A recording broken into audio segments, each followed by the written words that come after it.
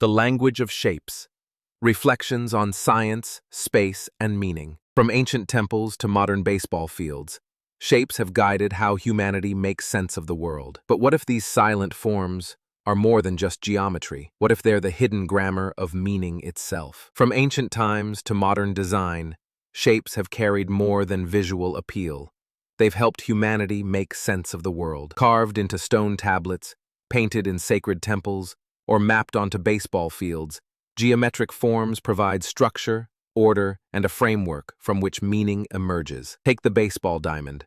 What appears to be a simple square, rotated 45 degrees, becomes the field of play. In that shift, simple yet profound, context is born. The square defines bases, distance, and movement. It transforms abstract space into a meaningful arena of strategy, performance, and community. Without that shape, rotated just so, the essence of the game would be lost. The square becomes the silent architect of experience. Likewise, ancient Greek thinkers saw that meaning could be found in the relationships between shapes. The triangle, so simple, so elegant, became a vessel of profound insight. Through the Pythagorean Theorem, a squared plus b squared equals c squared, a truth emerged about space and the unseen connections that govern it. A triangle doesn't just connect three lines. It symbolizes how ideas build upon one another. A square stabilizes.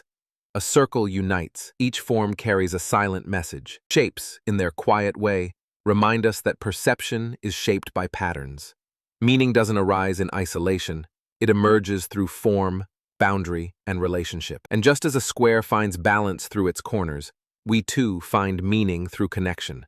To be seen, to reflect, to grow in understanding. In the same way lines meet to create a shape, we meet one another to create shared meaning. This widening of perception is how wisdom grows, through recognizing relationships, through building meaning layer by layer, and through engaging with the world not just as observers, but as co-creators. Shapes, in their silent simplicity, offer us the first grammar of meaning. Learning to read this language opens us to a more connected, expansive way of seeing and of being.